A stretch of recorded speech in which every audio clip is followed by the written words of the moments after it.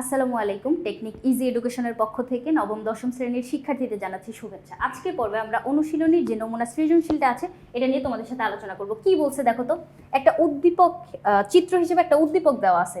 দেখো এই জায়গায় যে অংশটা এটা হচ্ছে তোমার গর্ভমুণ্ড, এবং দণ্ডের মতো যে অংশটা এটা হচ্ছে গর্ভদণ্ড, এবং এখানে যে স্ফীত অংশটা তো আমরা দেখতে পাচ্ছি এটা হচ্ছে গর্ভাশয়। তাহলে কি হইল, এই যে গর্ভমুণ্ড, গর্ভদণ্ড এবং এই স্ফীত অংশটা এটা হচ্ছে গর্ভাশয়। এই পুরাটাকে আমরা বলবো হচ্ছে স্ত্রীস্তবক। দেখো এই জায়গায় এই পুরাটাকে আমরা বলবো হচ্ছে স্ত্রীস্তবক। এরপরে দেখো এই স্ত্রীস্তবকের গর্ভদণ্ডে এরকম কিছু ছোট ছোট দণ্ডের মতো অংশ লেগে আছে, এইগুলাকে আমরা বলবো হচ্ছে পরাগদণ্ড। আমি যদি বড় করে আঁকি, দেখো এরকম দণ্ডের মতো একটা অংশ, এটা হচ্ছে পরাগদণ্ড, যার মাথায় থলের মতো একটা অংশ লেগে আছে। দেখো এই যে থলের মতো অংশ লেগে আছে, এটা হচ্ছে পরাগথলি বা পরাগধানী।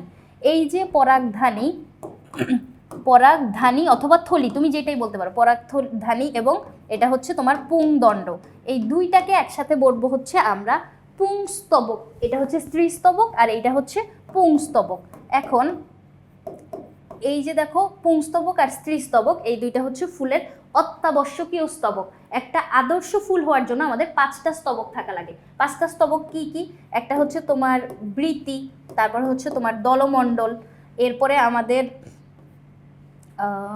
স্ত্রীস্তবক, তারপরে পুংস্তবক, এবং আরেকটা হচ্ছে আমাদের পুষ্পাক্ষ। পুষ্পাক্ষ, এই 5টা স্তবক যদি কোনো ফুলে থাকে সেক্ষেত্রে ওই ফুলটাকে আমরা আদর্শ ফুল বলবো। কি কি? পুষ্পাক্ষ, বৃতি, দল, দল মানে হচ্ছে পাপড়ি, দল, পুংস্তবক আর স্ত্রীস্তবক। এই 5টা হচ্ছে আদর্শ ফুলের স্তবক। এর ভিতরে যে দুইটা স্ত্রীস্তবক আর পুংস্তবক, এই দুইটাকে আমরা বলবো হচ্ছে অত্যাবশ্যকীয় স্তবক, মানে যেগুলো মাস্ট থাকা লাগবেই। এইগুলা ছাড়া, মানে এই স্তবক দুইটা ছাড়া কখনোই একটা ফুল তোমার পরাগায়ন করতে পারবে না বা বংশবৃদ্ধি করতে পারবে না, যার জন্য এদেরকে আমরা কি বলতেছি? অত্যাবশ্যকীয় স্তবক বলতেছি। তাহলে উদ্দীপকটা আমরা বুঝতে পারলাম, পি হচ্ছে তোমার পুংস্তবক আর কিউ হচ্ছে গর্ভাশয়। এরপরে কি বলছে দেখো তো, পরাগথলি কাকে বলে? এই যে থলি, একটু আগে আমি আঁকছি না, এই যে তোমার পরাগথলি, আর এখানে কি আছে? তোমার দণ্ডের মতো একটা অংশ।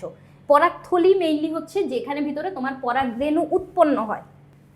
দেখো তো পরাগথলি তাহলে আমরা কাকে বলতে পারতেছি? এই যে পুংকেশরের দণ্ডের মাথায় এই যে দণ্ডটা থাকবে, তারপর দণ্ডের মাথায় এই থলের মতো অংশটা, তাই না? পুংকেশরের দণ্ডের মাথায় থলের মতো অংশটা রয়েছে, এই থলের মতো অংশটাই হচ্ছে পরাগথলি বা পরাগধানী। এই পরাগধানের ভিতরে বা পরাগথলির ভিতরে পরাগরেণু উৎপন্ন হয়, যেটা পরবর্তীতে আমাদের উদ্ভিদের বংশবৃদ্ধির ক্ষেত্রে খুবই গুরুত্বপূর্ণ ভূমিকা পালন করে। এরপরে কি বলছে দেখো তো, খ নম্বরে নিয়ত পুষ্পমঞ্জরি কি? এখন পুষ্পমঞ্জরি জিনিসটা আগে আমাদের বোঝা লাগবে। পুষ্পমঞ্জরি হচ্ছে উদ্ভিদের একটা বিশেষ শাখা, যেখানে ফুলগুলো একটা বিশেষ নিয়মে সাজানো থাকে। দেখো পুষ্প উৎপাদনের ফলে মঞ্জরি দণ্ডের বৃদ্ধি থেমে গেলে তাকে আমরা নিয়ত পুষ্পমঞ্জরি বলি। ধরো এটা একটা ডাল, উদ্ভিদের ডালে তোমার ফুলগুলো সাজানো থাকবে। ধরো এরকম একটা স্ট্রাকচারে ফুলগুলো সাজানো আছে, এখানে একটা ফুল, এখানে একটা ফুল, এরকম করে ফুলগুলো তোমার ওই শাখার সাথে সাজানো থাকে, তাই না? এই যে ফুল এভাবেও থাকতে পারে, আবার একটা ডালে তোমার একটা ফুলও থাকতে পারে। এরকম ডাল সহ, মানে শাখা সহ, ফুল সহ এই পুরা অংশটাকে আমরা বলবো হচ্ছে পুষ্পমঞ্জরি। পুষ্পমঞ্জরি যদি বৃদ্ধিটা এরকম অসীম হইতে থাকে, দেখো এটার বৃদ্ধি কত বড়, তোমার পুষ্পে বড় পুষ্পগুলো নিচের দিকে থাকে, ছোট পুষ্পগুলো উপরের দিকে থাকে, এরকম করে তোমার বৃদ্ধিটা অসীম হইতে আসে। এরকম হইলে আমরা এটাকে বলবো হচ্ছে অনিয়ত পুষ্পমঞ্জরি। এবং বৃদ্ধি যদি থেমে যায়, যে দেখো একটা ফুল হয়ে এখানে স্ট্রাকচারটা থেমে গেল, অথবা এরকম হইতে পারে স্ট্রাকচারটা, এখানে একটা ফুল, এই দুই দিকে দুইটা ফুল, এতটুকুই, এটা বৃদ্ধি আর হবে না। তাহলে এরকম যদি মঞ্জরি দণ্ডের বৃদ্ধিটা যদি থেমে যায়, সেক্ষেত্রে আমরা এটাকে বলবো হচ্ছে নিয়ত পুষ্পমঞ্জরি। আর যদি বৃদ্ধিটা অসীম হয় তখন এটাকে বলবো অনিয়ত পুষ্পমঞ্জরি। তারপরে দেখো কি বলছে, সপুষ্পক উদ্ভিদের ছোট একটি শাখায় ফুলগুলো একটা বিশেষ নিয়মে সাজানো থাকে। সপুষ্পক উদ্ভিদের ক্ষেত্রে কি জন্য? কারণ আমাদের এখানে ফুল নিয়ে কাজ, ফুল কেমনে সাজানো থাকতেছে, ফুল কিভাবে তোমার ডিস্ট্রিবিউট হচ্ছে, শাখাগুলো কিরকম, এটা নিয়ে নির্ভর করতেছে। তাহলে সপুষ্পক উদ্ভিদ হওয়া লাগবে। ছোট একটি শাখায় ফুলগুলো একটা বিশেষ নিয়মে সজ্জিত থাকে, ফুল সহ ওই শাখাকে কি বলতেছে?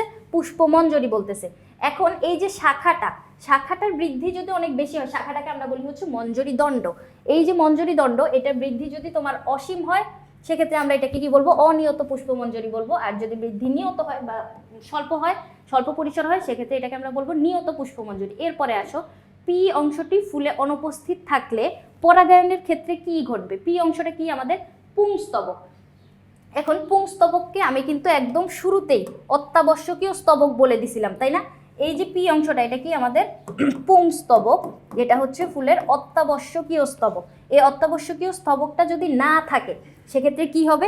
পুং গ্যামেট তৈরি হবে না। পুং গ্যামেট যদি তৈরি না হয় সেক্ষেত্রে তোমার পরাগায়ন কখনোই মানে পরাগায়ন না, নিষেক প্রক্রিয়াটা কখনোই সম্পন্ন হবে না। আমি যদি এই জায়গায় তোমাকে একটু এঁকে দেখাই ব্যাপারটা কীরকম হয়। একটা পরাগরেণু ধরো আঁকি, পরাগরেণুটা এরকম কাটা কাটা হয়, এই যে এরকম গোলাকার অংশ যেখানে কাটা কাটা থাকতেছে, এটা হচ্ছে একটা পরাগরেণু। এটাকে যদি আমি লম্বচ্ছেদ বরাবর কেটে ফেলি সেক্ষেত্রে আমি ওর ভিতরে এরকম একটা স্ট্রাকচার দেখতে পাই। দেখো, গোলাকার একটা অংশ, ভিতরে আরেকটা লেয়ার থাকতেছে, এখানে ভিতরে একটা নিউক্লিয়াস আছে আকারে বড়, আর একটা নিউক্লিয়াস আছে আকারে ছোট, এই যে বাইরের কাটা কাটা অংশটা। এখন এই যে বড় নিউক্লিয়াসটা এটা কি করবে? তোমার নালী তৈরি করবে। দেখো, নালী তৈরি করতেছে, ও যেহেতু আকারে বড় ও নালী তৈরি করবে। কি জন্য? কারণ দেখো, এই যে বড় নিউক্লিয়াসটা যদি নালী তৈরি করে, ও ওর ব্যাসের সমান পরিমাণ নালী তৈরি করতে পারছে, যার ভিতর দিয়ে ছোট নিউক্লিয়াসটা অনায়াসেই যাইতে পারবে। কিন্তু ছোট নিউক্লিয়াসটা যদি এখানে নালী তৈরি করতো, দেখো তো কি হইতো? বড় যে জাম্বো নিউক্লিয়াসটা, ওইটাকে কখনোই চিকন নালী ভিতর দিয়ে যেতে পারতো না। যার জন্য নালী তৈরি করবে হচ্ছে আমাদের বড় নিউক্লিয়াসটা, যেটাকে আমরা বলবো নালিকা কোষ বা নালিকা নিউক্লিয়াস। পিছনে পিছনে কে আসতেছে? ছোট নিউক্লিয়াসটা আসতেছে। এরপরে বাইরের এই কাটা কাটা অংশটা, ভিতরে এরকম। এখন এই যে নালিকা নিউক্লিয়াসটা নালী তৈরি করতেছে, এই নালীতে থাকা অবস্থায় অথবা পরাগরেণুতে থাকা অবস্থায় এই যে ছোট নিউক্লিয়াসটা, এটার বিভাজন হয়ে যাবে। ছোট নিউক্লিয়াসটাকে আমরা বলবো হচ্ছে জেনারেটিভ কোষ বা জনন নিউক্লিয়াস। দেখো, ও বিভাজিত হয়ে গেছে, বিভাজিত হয়ে ছোট দুইটা গ্যামেট তৈরি করছে। এই যে দুইটা গ্যামেট, এই দুইটা গ্যামেটই হচ্ছে আমাদের পুং গ্যামেট, যেটা আমাদের উদ্ভিদের নিষেকের ক্ষেত্রে সরাসরি ভূমিকা পালন করবে। তাহলে পরাগরেণু থেকে আমরা কাজ শুরু করলাম। পরাগরেণু, এটা থেকে কাজ শুরু করে কি তৈরি হইলো? দুইটা নিউক্লিয়াস তৈরি হয়েছে, যেখানে একটা হচ্ছে আকারে বড়, যেটাকে নালিকা নিউক্লিয়াস বলবো, আরেকটা আকারে ছোট, এটাকে আমরা বলবো হচ্ছে জেনারেটিভ কোষ বা জনন নিউক্লিয়াস। নালিকা কোষটা নালী তৈরি করতেছে এবং জেনারেটিভ কোষটা জনন নিউক্লিয়াস। পরবর্তীতে তোমার দুইটা মানে কোষে ভাগ হয়ে যাবে, এই দুইটাকে আমরা বলবো হচ্ছে পুং গ্যামেট। তাহলে আমরা শেষ পর্যন্ত কি করলাম? পুং গ্যামেট তৈরি করতে পারলাম। এই যে পুং গ্যামেট তৈরির প্রক্রিয়াটা, এটা শুরু হইলো কিভাবে? পরাগরেণু থেকে। তাহলে আমরা বুঝতেই পারতেছি এই পরাগরেণুটা কোথায় ছিল? এই পরাগধানের ভিতরে ছিল না? এই যে এরকম একটা যে থলিটা ছিল, পরাগধানের ভিতরে ছিল, পরাগদণ্ডের এখানে সুরক্ষিত অবস্থায় ছিল।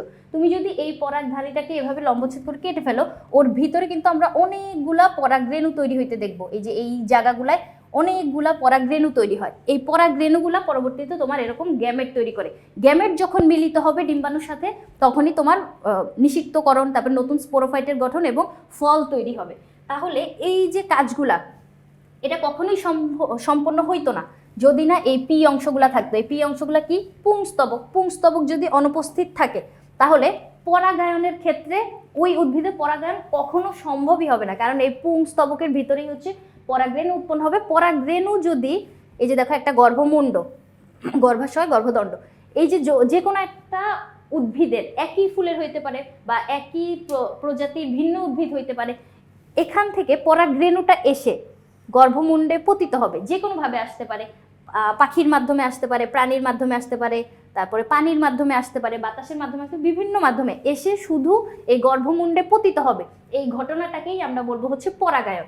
তাহলে এই যে পি স্তবকটা যদি কোনো ফুলে অনুপস্থিত থাকে তাহলে পরাগায়ন কখনোই সম্ভব না। এই জন্য এটাকে আমরা অত্যাবশ্যকীয় স্তবক বলি, মানে এটা পরাগায়নের জন্য একদম মাস্ট প্রয়োজন।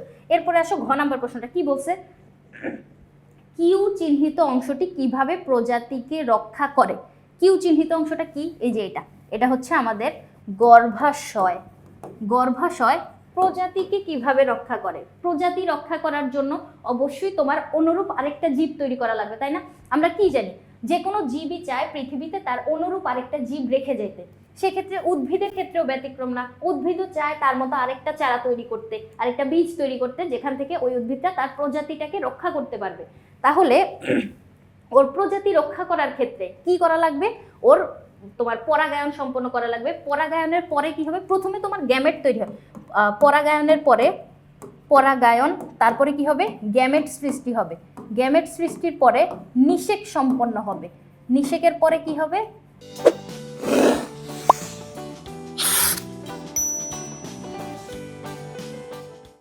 নতুন স্পোরোফাইট গঠিত হবে।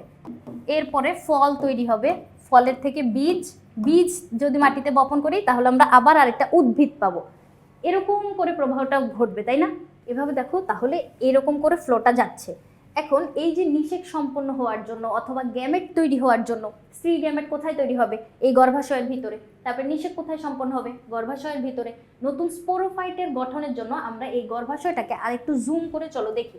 এই জায়গার কথাবার্তাগুলো বুঝতে পারলেই আমরা বুঝতে পারবো যে গর্ভাশয়ের যে অংশটা এটা কিভাবে প্রজাতিকে রক্ষা করতেছে। এখন আমি যদি এই জায়গায় একটা গর্ভাশয় আঁকি এবং নিষেক প্রক্রিয়াটা যদি তোমাকে দেখাইতে যাই, দেখো গর্ভাশয় কি থাকে, সবার প্রথমে এরকম মুন্ডের মতো যে অংশটা, এটাকে বলবো আমরা গর্ভমুণ্ড। এই যে দণ্ডের মতো অংশটা আমি দিচ্ছি, এটা গর্ভদণ্ড, এবং নিচের দিকে যে স্ফীত অংশটা, এটা হচ্ছে আমার গর্ভাশয়। গর্ভাশয়ের ভিতরে কি তৈরি হচ্ছে দেখো তো, ভ্রূণথলি তৈরি হচ্ছে। ভ্রূণথলির উপরের দিকে তোমার 3টা কোষ থাকে, এই 3টাকে আমরা বলবো হচ্ছে প্রতিপাদ কোষ। মাঝখানে 2টা কোষ থাকতেছে, এই 2টাকে বলবো আমরা গৌণ নিউক্লিয়াস বা সেকেন্ডারি নিউক্লিয়াস। এরপরে নিচের দিকে আরও 3টা কোষ থাকে, এই 3টা কোষকে একসাথে বলবো গর্ভযন্ত্র, যেখানে মাঝখানে কোষটা হচ্ছে আমাদের ডিম্বাণু। এখন ধরো একটা পরাগরেণু এসে এখানে তোমার পতিত হইলো, তার মানে পরাগায়ন সম্পন্ন হয়েছে। এই যে পরাগায়ন সম্পন্ন হবে, এইখানে তোমার পরাগরেণুগুলো ধরো এসে অবস্থান করতেছে। এখন আমরা কি দেখছি একটু আগে, এইখান থেকে নালিকা কোষ তৈরি হচ্ছিল না, এই যে পরাগরেণুটা, এই পরাগরেণু থেকে নালিকা কোষ তৈরি হচ্ছিল। এখন এই জায়গাটায়ও সেম কাজ হবে, এখান থেকে নালিকা কোষ তৈরি হবে। দেখো এই পরাগরেণু থেকেও নালী তৈরি হচ্ছে, এই পরাগরেণু থেকেও নালী তৈরি হচ্ছে। সেক্ষেত্রে নালীগুলোর ডেস্টিনেশন কোথায়, ওরা কোথায় যাইতে চায়, এই যে নিচে তোমার রন্ধ্রটা আছে, এই রন্ধ্র পর্যন্ত আসবে। দেখো এরকম করে এই নালিকা কোষটা নালী তৈরি করতে করতে গর্ভদণ্ড ভেদ করে এই রন্ধ্র পর্যন্ত চলে আসলো।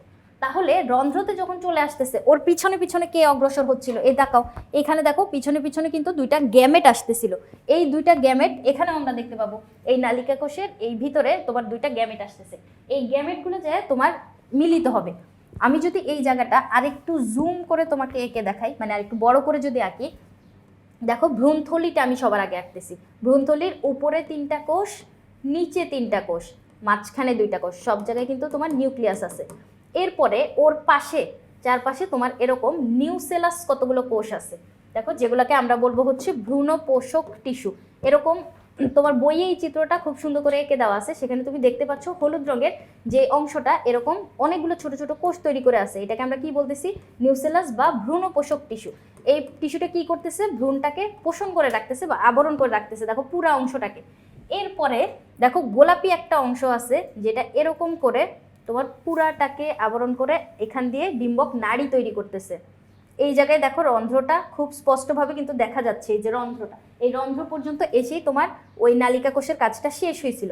তাহলে এই জায়গায় কি থাকবে, আমার ডিম্বক নাড়ি বা ডিম্বক নাভি আমি বলতে পারি। সেক্ষেত্রে দেখো এই স্ট্রাকচারটা আমার শেষ, এতটুকু এরকম একটা স্ট্রাকচার থাকে। এখন এইখানে দেখো যেই পরাগরেণু 2টা আসতেছিল, ওই পরাগরেণু 2টা একটা মিলিত হবে তোমার ডিম্বাণুর সাথে, আরেকটা মিলিত হবে এই যে মাঝখানের যে গৌণ নিউক্লিয়াসের সাথে। তাহলে ডিম্বাণুর সাথে যখন মিলিত হইল, এখানে কি সম্পন্ন হবে, নিষেক সম্পন্ন হয়ে যাবে। এবং এই যে শস্যকোষ যেটাকে আমি বলছি, এটা হচ্ছে 3n সংখ্যক এখানে শস্যকোষ তৈরি হবে, যেটা এই যে 2 নাম্বার যেই পুংগ্যামেটটা, ওইটা এখানের সাথে যখন মিলিত হবে গৌণ নিউক্লিয়াসের সাথে, তখন শস্যকোষ তৈরি করবে। তাহলে নিষেকের পরে এখন কি হবে দেখো তো, এই যে এটা রন্ধ্র না বা নিচের দিকের কোষটা, আমরা কি জানি কোনো কিছুর ফাউন্ডেশন বা ভিত্তিটা কই থাকে, কোনো একটা বিল্ডিং তুমি বানাইতে চাও, বিল্ডিংয়ের ফাউন্ডেশন কই থাকতেছে, মাটির নিচে। তাহলে এই যে নিচের দিকের যে কোষগুলা, এগুলাকে আমরা কি বলবো, ভিত্তি কোষ বলবো, ভিত্তি কোষ। এবং ওর কেন্দ্রের দিকে যে কোষগুলা, ওই কোষগুলাকে আমরা বলবো হচ্ছে এপিক্যাল সেল।